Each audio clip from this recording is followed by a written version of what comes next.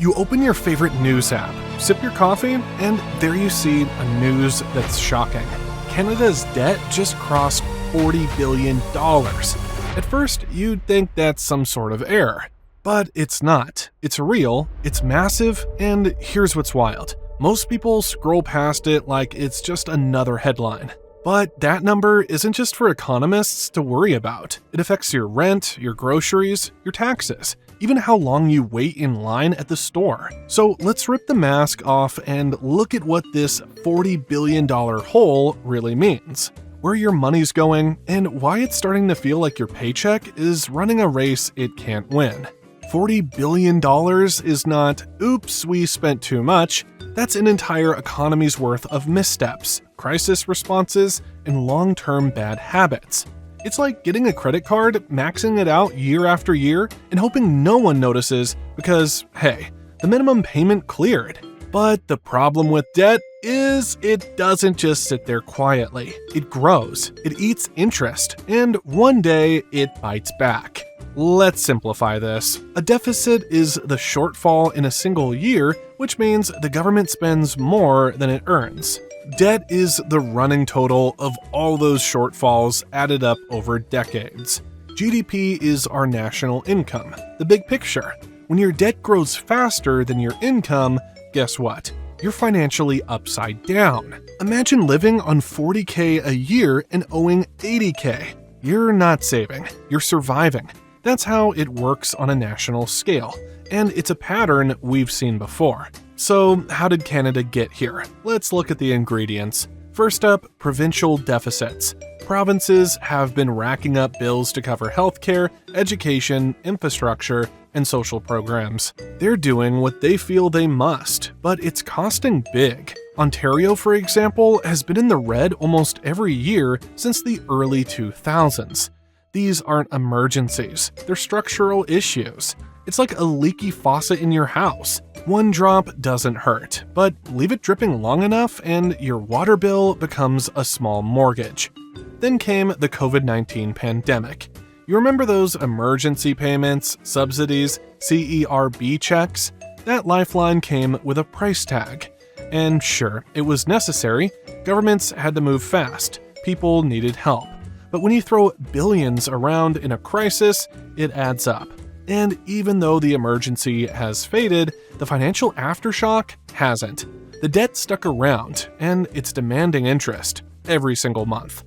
Interest, by the way, is the silent tax. Canada pays billions every year just to cover interest on the debt, before even touching the principal. So every tax dollar you send in, a chunk of it disappears just to keep the lights on. It's like paying rent and realizing your money's only covering the hallway light and the security guard. You haven't even touched your apartment yet. Infrastructure is another big spender. Roads, transit, broadband, they sound like good investments, and sometimes they are. But let's be honest, government projects don't always stay on budget. A $2 billion train line turns into $6 billion after delays, lawsuits, and contractor changes. It's like planning a $50 dinner and ending up with a $200 bill because you didn't read the menu. And yes, you're expected to tip 20% on top. So what does this all mean for your actual everyday life?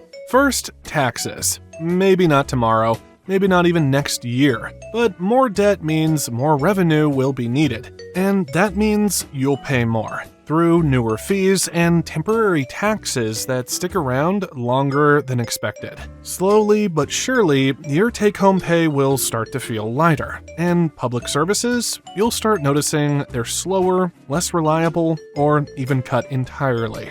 Then there's inflation. Debt affects monetary policy. When governments borrow too much, central banks often adjust rates to keep inflation in check. That means your mortgage or credit card interest rates can go up. Your cost of living climbs while your salary doesn't. You'll start noticing it everywhere, from your grocery store total to your utility bill. Everything just gets a bit harder to afford. And let's talk long term, because this isn't just about you. It's about your kids, your younger siblings, even your future grandkids.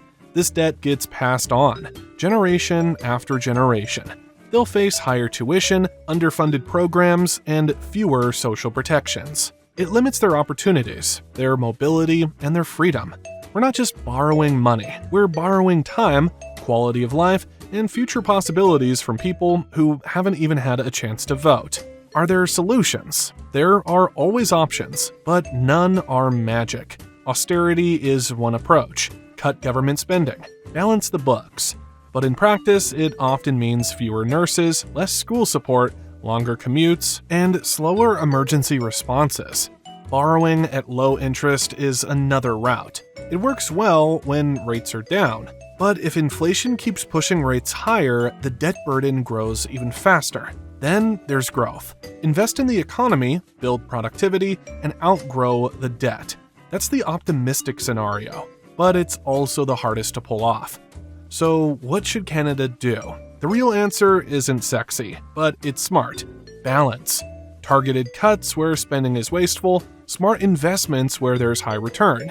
We're talking things like education, innovation, and public transit that fuels economic activity. Not all spending is bad. Some spending pays for itself in the long run, but we need to be strategic, transparent, and focused. Zooming out, this $40 billion debt isn't just a budget problem. It's a warning sign, a reflection of deeper issues. Decades of political short-termism, reactive decision-making, and missed opportunities to build sustainable systems. And now we're all paying for it. If you're sitting there thinking, why haven't I heard more about this? You're not alone. Complex economic issues rarely go viral, but they matter. More than almost anything else, because they shape everything around us, from your job security to your local grocery prices. So here's what you can do. Stay curious. Don't accept vague answers. Ask your local reps where they stand. Demand real transparency. Look at where your money is actually going.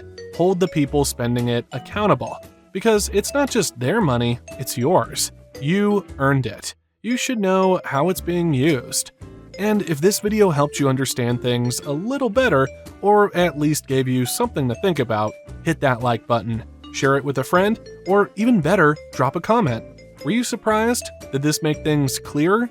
What's your take on how we got here, or how we fix it? And hey, if you want more videos that break down the stuff they never taught you in school, money, power, public policy, and all the sneaky systems that shape our lives, this is the place.